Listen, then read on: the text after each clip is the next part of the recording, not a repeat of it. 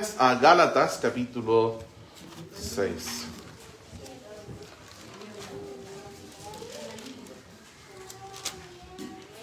He estado leyendo un libro. El libro se llama Las 7 leyes de la cosecha.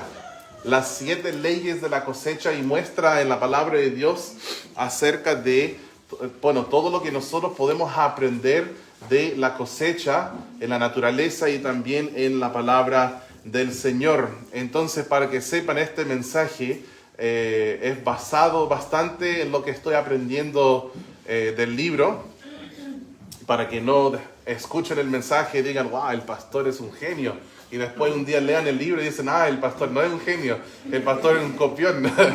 Pues no tengo nada que esconder. Dependí bastante del libro que estoy leyendo y me ha sido de mucha bendición y edificación para la vida cristiana. Estamos en Gálatas capítulo 6. Vamos a leer los versículos 6 al 9, que nos revela bastante acerca de este concepto de la cosecha y la vida cristiana. Versículo 6, empezando en el 6, dice: el que es enseñado en la palabra, haga partícipe de toda cosa buena al que lo instruye.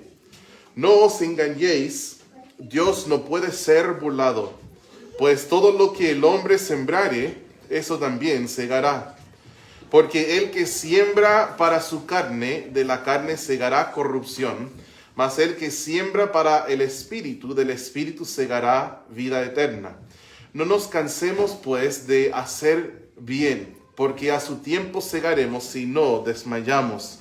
Así que según tengamos oportunidad, hagamos bien a todos y mayormente a los de la familia de la fe. Vamos a orar. Padre Celestial, gracias por tu palabra y gracias también por enseñarnos por cosas de la naturaleza y usar conceptos familiares para nosotros, que son cosas que tú diseñaste. Tú diseñaste las leyes de la siembra y de la cosecha, y después decidiste usar estos conceptos para enseñarnos a nosotros. Gracias, Señor. Enséñanos en este tiempo juntos, para que Jesús sea honrado en medio de tu pueblo y en el corazón de cada uno de nosotros y en nuestros hogares. Deseamos andar en sabiduría, de manera que tú te agrades y seas honrado en nosotros. Gracias, Señor. En el nombre de Jesús oramos. Amén. Bueno, el Señor quiere que nosotros podamos aprender los principios de la cosecha para que andemos de acuerdo con la sabiduría. Él quiere que nosotros caminemos sabiamente y Él no quiere que nosotros seamos necios y que nosotros tomemos decisiones a base del engaño. Porque el mal entendimiento en cuanto a la cosecha termina siendo un engaño, muchas veces un autoengaño, porque son cosas tan básicas como que si yo siembro choclo, no voy a poder después cosechar cebollas, ¿verdad? Pero algunos, por algún motivo, se engañan a sí mismos y piensan que pueden sembrar a la carne y luego cegar cosas espirituales. Pero no puedes sembrar acelga y cosechar ajos, ¿verdad? Eso es algo que tenemos claro. Y la idea de que sea así, o la noción de que pudiese ser así, no solo sería un autoengaño, sino que también sería ridiculizar a Dios mismo. Dice la Biblia, Dios no puede ser, en el versículo 7, Dios no puede ser burlado. Entonces, creer que yo pueda sembrar algo y luego no cosecharlo es engaño y es hacer burla de Dios. Y Dios quiere que nosotros entonces podamos aprender algunas cosas para andar en sabiduría. En este libro que estoy leyendo, yo no sé si enseñaré sobre las 7 leyes de la cosecha, pero la primera ley que comparten es esta. Nosotros cosechamos solo lo que se ha sembrado. Solo se puede cosechar lo que fue sembrado. Y eso no siempre significa que estoy cosechando lo que yo sembré. a veces significa que estoy cosechando lo que se sembró, lo que otros sembraron. Eso tiene implicaciones positivas y también negativas, pues todo lo que nosotros vivimos en la vida es el producto de algo que vino antes, de algo que sucedió antes. Nosotros en muchas maneras somos parecidos a las aves que nos siembran, nos ciegan, no tienen graneros donde recojan y aún así son alimentados por Dios, por la gracia de Dios. Nosotros cosechamos lo que ha sido sembrado de antemano, sea por el Señor o por otras personas. Aunque en nuestro texto, el que vamos a desarrollar más en otros mensajes, habla más de lo que uno mismo siembra y de lo que uno ciega. Pero hablando de esos principios de la cosecha, vamos a pedir prestado de otros lugares en la Biblia para aprender acerca de eso, de que solo se puede cosechar lo que se ha sembrado. Entonces a veces son cosas que Dios mismo sembró, a veces son cosas sembradas por otras personas, lo cual puede ser para bien o para mal. Nosotros cosechamos mucho por el cual nunca invertimos labor. ¿Se han dado cuenta de eso? O sea, entramos en las labores de otros, ¿cierto? Lo cual tiene un lado positivo y también tiene un lado negativo. Agradecidamente, hablando del lado positivo, nosotros muchas veces cosechamos bien cuando no fuimos nosotros que sembramos. Miren, por ejemplo, en Proverbios 13, ya que estamos leyendo Proverbios bastante. Proverbios capítulo 13 y el versículo 22.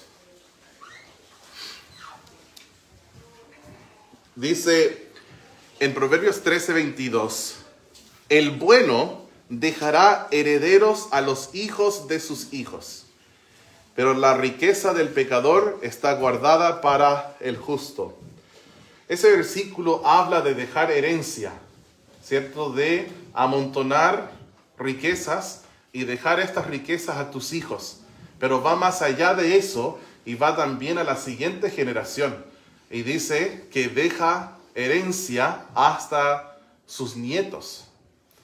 Y puedes pensar en eso, que los nietos muchas veces disfrutan beneficios donde ellos no sembraron nada.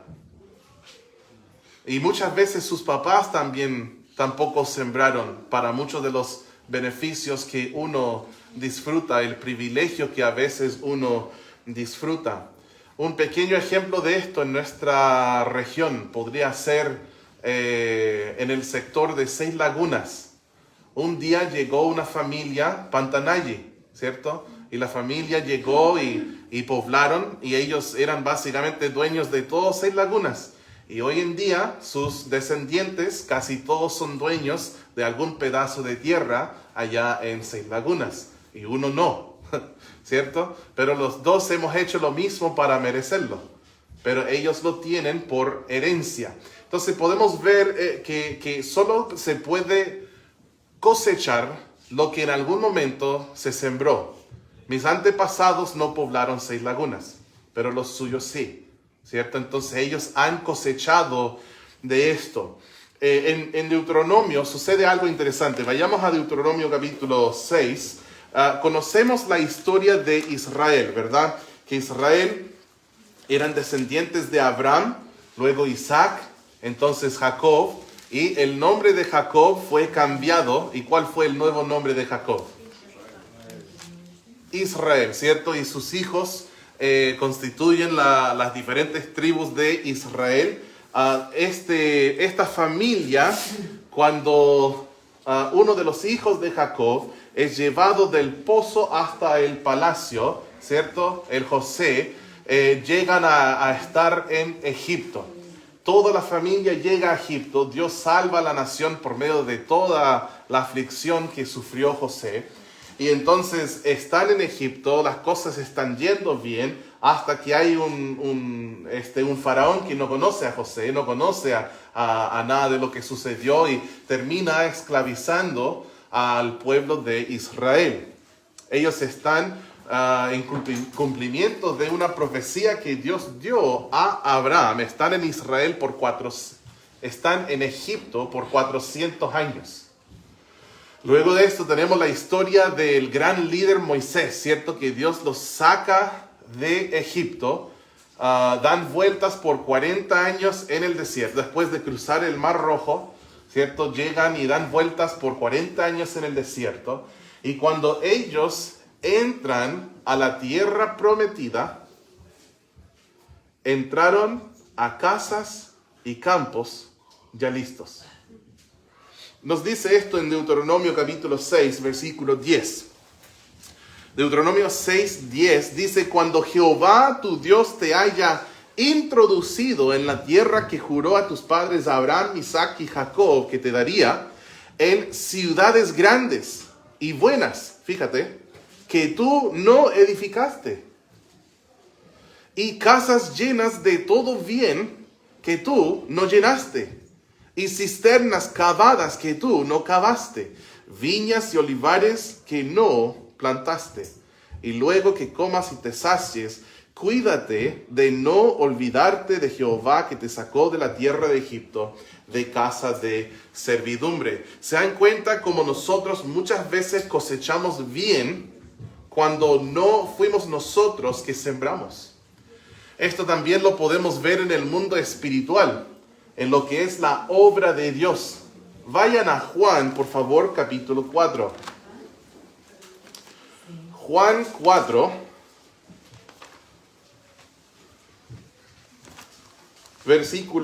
el versículo 38. Juan 4, 38. Yo sé que algunos hermanos que no pudieron estar presentes hoy, se están viendo de casa, les mandamos un saludo, les amamos. Y si no eres de nuestra congregación, pero estás acompañándonos igual, un saludo, el Señor le bendiga.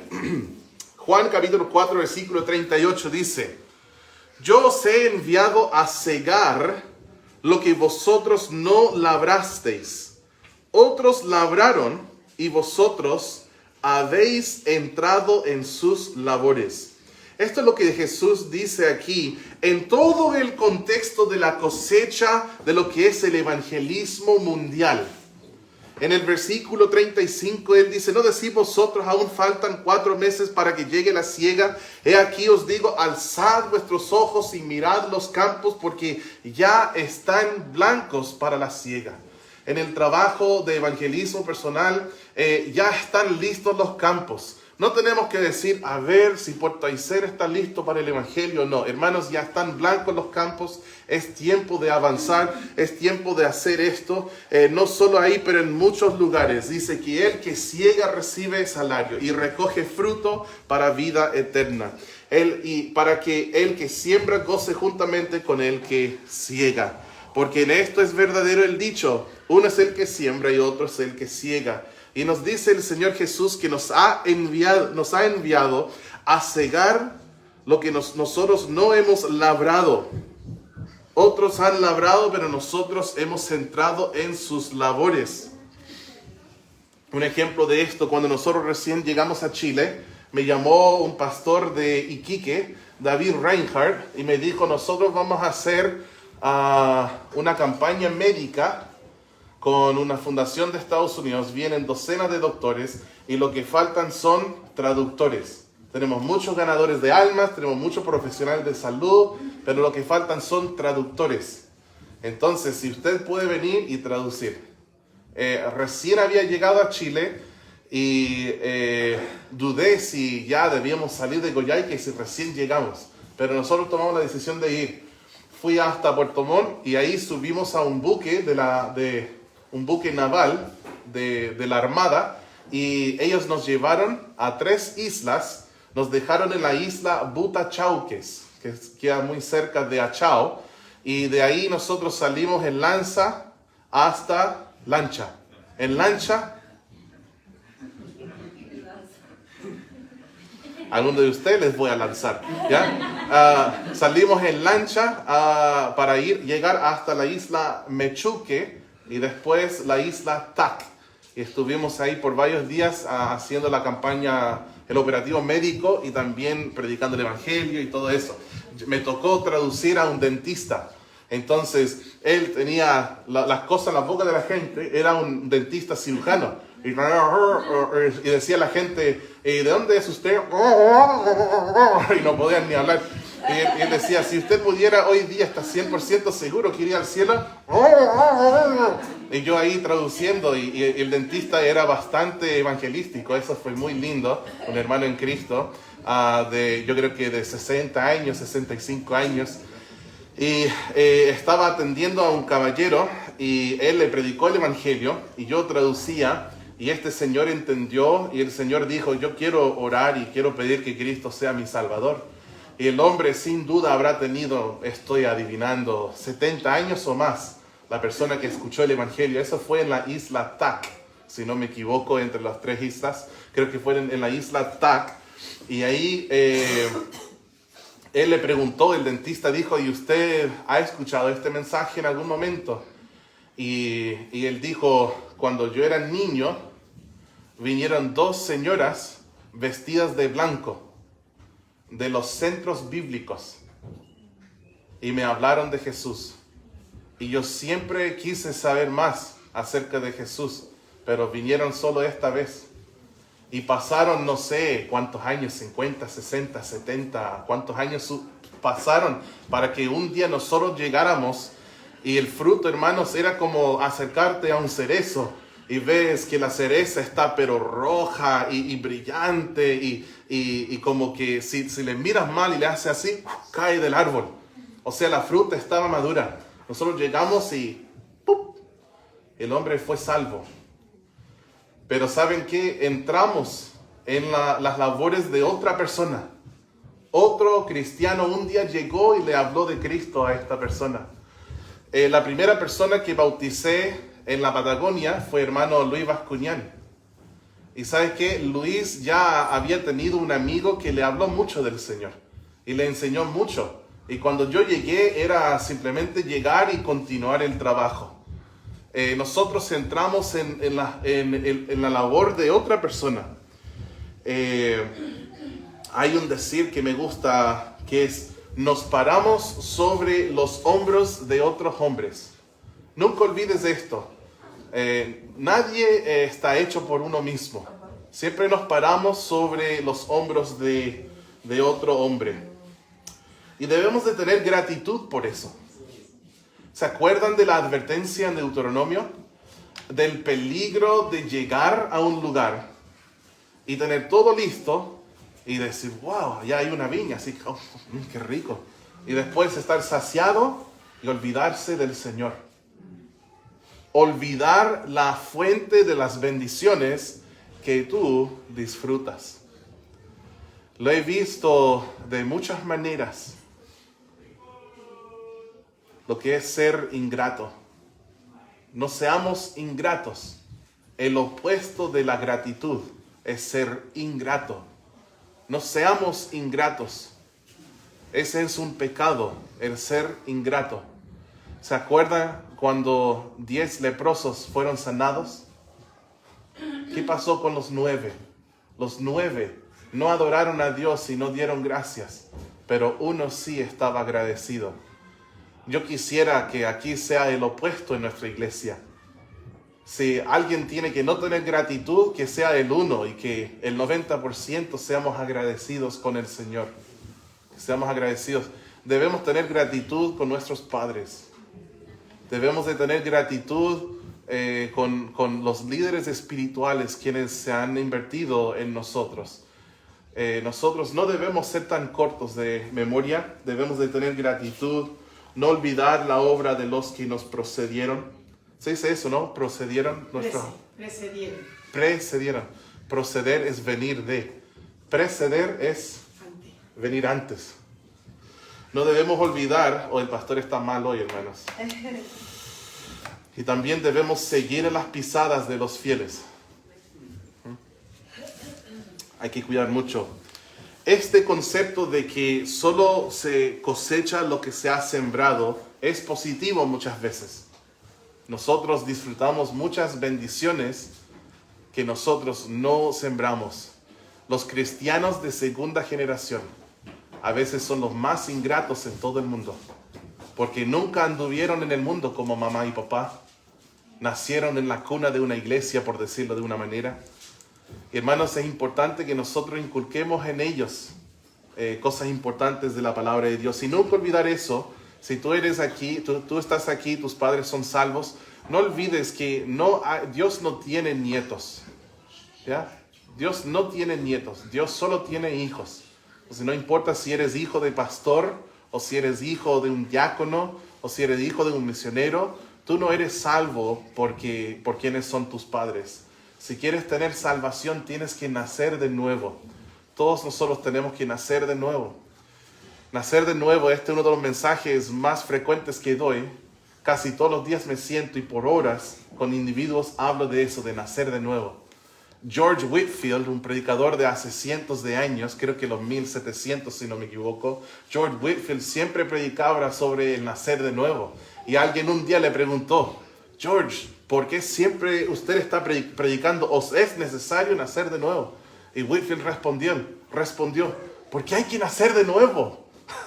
Por eso es tan importante. Por eso siempre predicaba sobre esto, ¿ya? Pero a veces el cristianismo de segunda generación es como el libro de Jueces. En el libro de Jueces se crían, ¿cierto?, los hijos de Josué, los hijos de Moisés, los nietos de ellos, y ya empiezan a olvidarse de todos los milagros que hizo Dios para sacarlos de Egipto, de todos los milagros que hizo Dios para que entraran a la tierra, y luego llega a ser un desorden, un caos moral, que cada uno hacía lo que le parecía bien.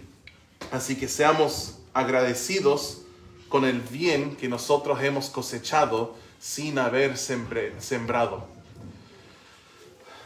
Lamentablemente, nosotros muchas veces también cosechamos mal, donde nosotros no fuimos los que sembraron mal. Un ejemplo de esto está en Génesis capítulo 5 y el versículo 3. Nos dice que Adán tuvo un hijo a su semejanza. Y este hijo heredó la naturaleza pecaminosa de su padre Adán. Dios hizo a Adán y Eva según su semejanza. Ellos eran inocentes, sin pecado. Pero después esta naturaleza se manchó por el pecado de Eva y de Adán. Luego, al tener hijos, sus hijos nacieron y sus hijos también fueron pecadores.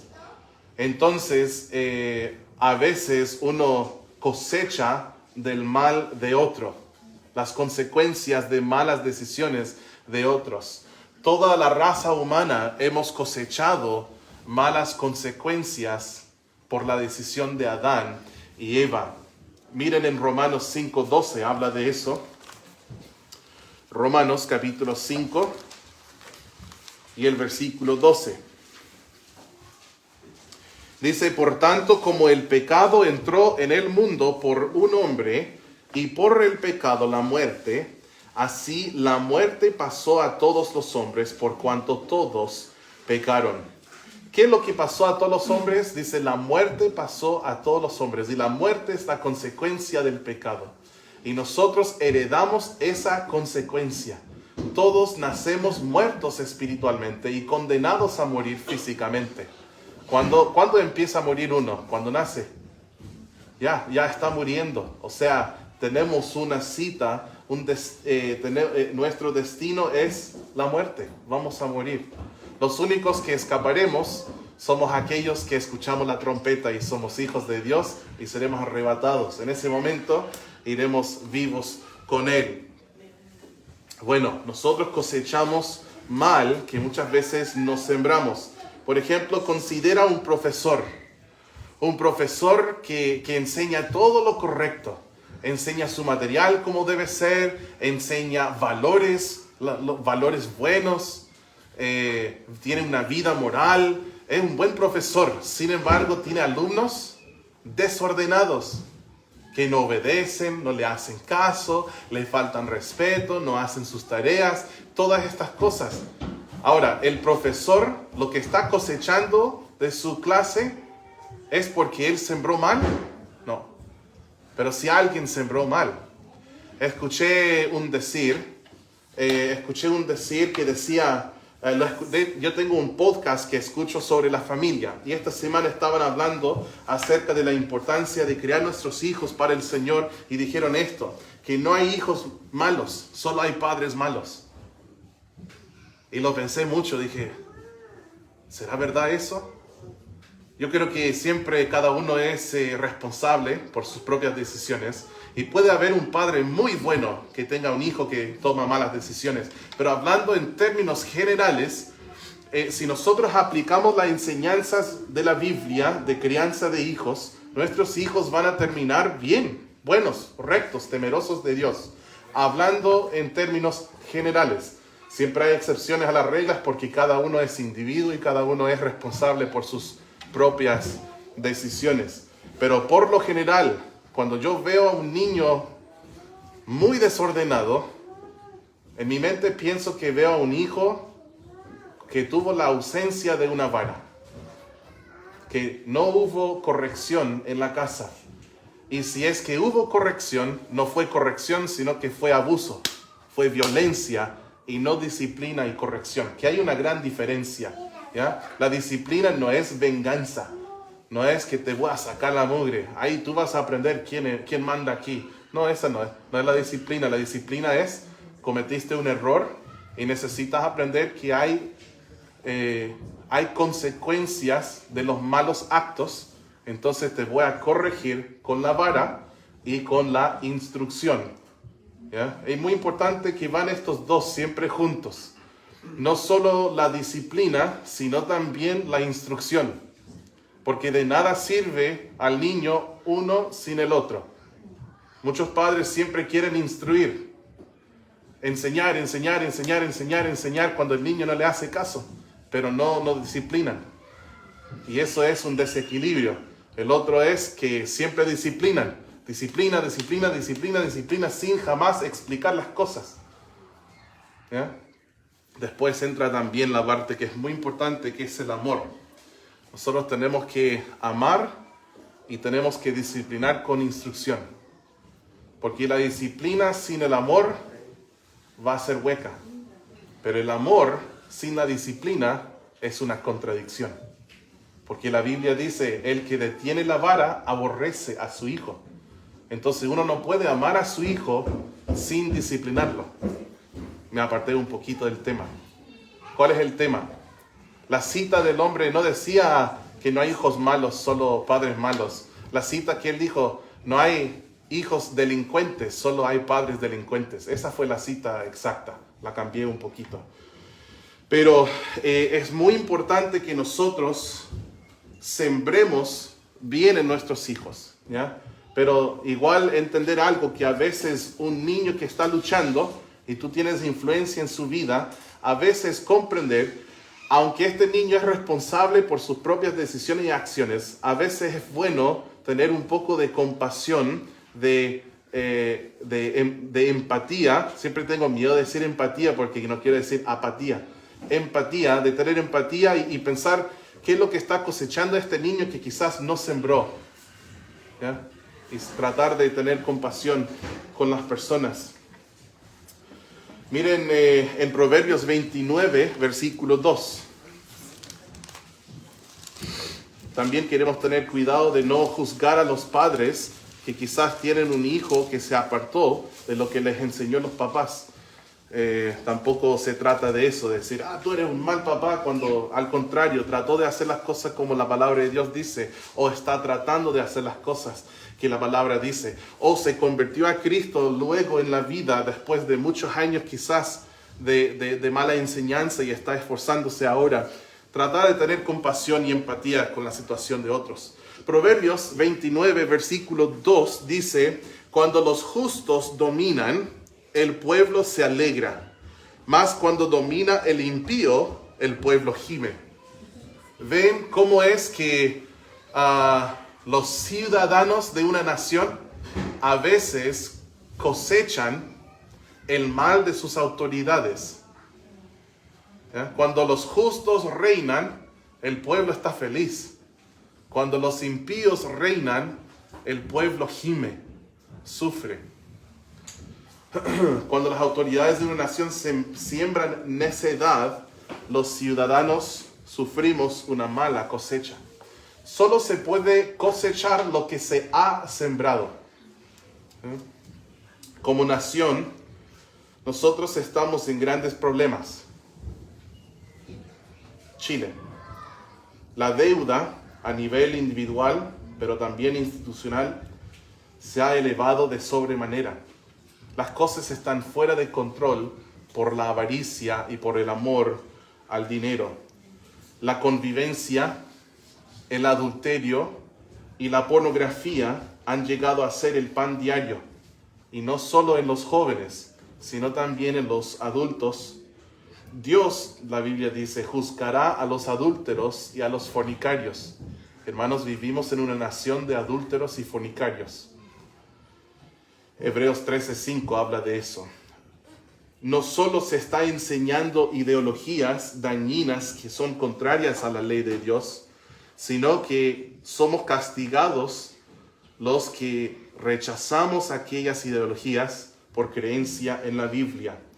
Ideologías como de género o de todo el agenda gay, el homosexualismo, todas esas cosas, o la evolución que se enseña, el ateísmo, el feminismo extremo, etc. Como sociedad, aprobamos el asesinato de los bebés prenacidos en el vientre. Y con su silencio los cristianos consienten. En realidad, nuestra nación va camino a la destrucción. Se está sembrando harta mala semilla hoy. Una de las otras reglas o leyes de la cosecha es que siempre se cosecha en otra época cuando no se sembró. O sea, si yo siembro papas hoy, ¿mañana puedo cosechar papas? No. Después viene en otro momento. Y nosotros estamos sembrando bastante mala semilla como nación, hermanos. Es por eso que, como el pueblo de Dios, no debemos asustarnos, no debemos sentir pánico. No, la Biblia no quiere que nosotros tengamos miedo o temor. Dios quiere que confiemos en Él y que esperemos en Él. No debemos desanimarnos, no debemos de cruzarnos los brazos y escondernos en un rincón y decir, vamos a tratar de quedarnos aquí y no tener conflicto con nadie más. No, al contrario, mientras más oscura la noche, más fuerte brilla la luz. Y tú eres luz, tú eres hijo de luz. Y deja que Dios te use para brillar la luz del Evangelio donde sea que estés. No te desanimes, tú puedes sembrar bien. Tú puedes sembrar bien, predicando el Evangelio, sembrando la buena semilla para que pueda haber una buena cosecha en los corazones de la gente que escuchan el Evangelio, en sus familias. Nosotros llegamos a Chile hace 10 años y hemos visto muchas vidas transformadas de personas quienes escucharon el Evangelio, creyeron y Dios les ha cambiado por completo. Estamos sembrando buena semilla. Como si vivo en una sociedad difícil, sea esta o sea Estados Unidos, ninguno creo que sea peor que la otra. Pero ¿sabes qué? Con mis hijos estoy sembrando buena semilla. Y un día vamos a cosechar. Estamos instruyéndoles en el camino en el cual deben ir. Y cuando sean viejos no se van a apartar de eso. Aquí en la iglesia estamos sembrando buena semilla. Cuando tú discipulas a otra persona, estás sembrando buena semilla. Entonces, no digo que debemos estar desanimados. Al contrario, hermanos, necesitamos orar por los que están en eminencia. Debemos orar por nuestras autoridades. Segunda de Timoteo 2, 1 al 3 nos habla de eso. Debemos usar nuestra voz por justicia. No es que seamos contenciosos buscando peleas, ¿ya? Pero no tenemos ningún miedo de hablar la verdad de Dios. No tenemos miedo de las consecuencias de pararnos firmes por la justicia y la rectitud. No tengas miedo de estas cosas. Debemos usar nuestra voz por justicia, debemos votar y con nuestro testimonio debemos ser sal y luz en medio de una sociedad en tinieblas. Aunque nosotros a veces cosechamos mal donde no sembramos, no es necesario que nosotros seamos víctimas de nuestras circunstancias o de la mala semilla que los demás han sembrado. Un ejemplo de esto sería Josías en la Biblia. Josías fue un rey, fue un joven que hizo lo recto en los ojos de Dios. Él caminó en integridad y hacía lo que era justo. En vez de seguir el ejemplo de su padre o de su abuelo, quien fue Manasés, él hizo, dice la Biblia, anduvo en todo camino de su padre David. David no era su padre, Manasés tampoco, pero él encontró un buen ejemplo para seguir en sus pisadas e imitar. No tenemos que ser víctimas de nuestras circunstancias.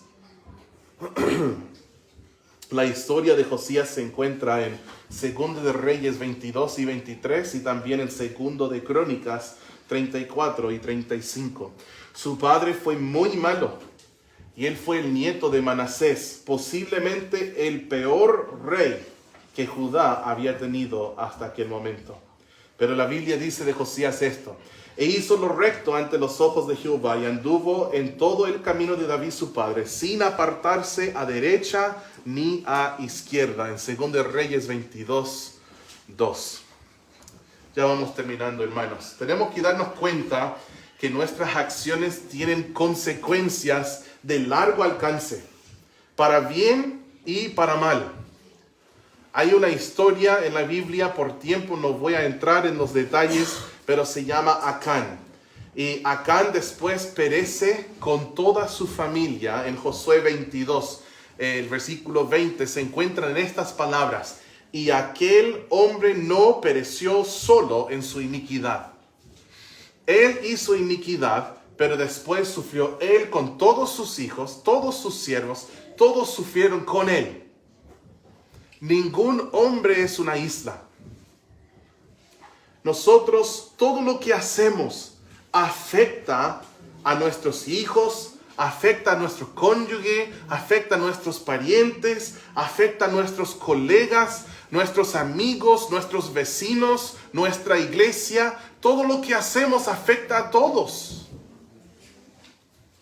Y tenemos que tomar esto en serio y decidir sembrar buena semilla. Amén. Y ese trabajo nunca es en vano. Hacer lo correcto nunca es en vano. Vamos a orar.